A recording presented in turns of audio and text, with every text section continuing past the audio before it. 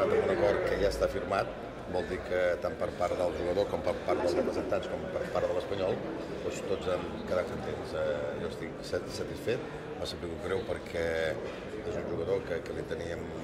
unes perspectives més importants del que realment ha passat, però tinc que dir que en la vida hi ha coses que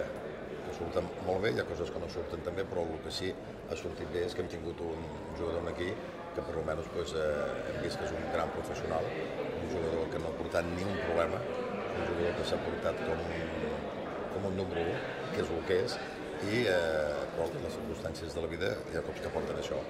S'ha arribat a un acord favorable per l'Espanyol, favorable pel jugador, i a partir d'aquí l'únic que em queda dir és que tingui molta sort, que faci un bon mundial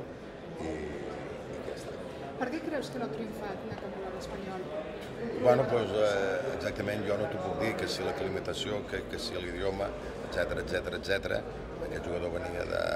d'Escòcia, havia passat per Itàlia, i per lo que sigui, no sé si la falta de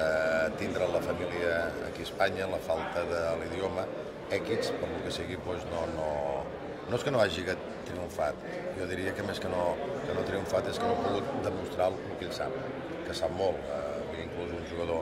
de la plantilla diu este chico lleva una clase dentro que es impresionante calidad, que és el que aquest jugador té.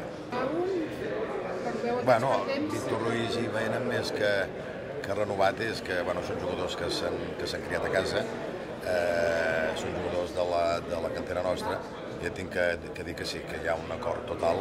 amb els representants. La setmana que ve suposo que ja farem una mica d'acte o de presentació per dir-vos que realment ja està firmat, però l'acord que hi ha amb els jugadors i amb els representants és total, és el 100%.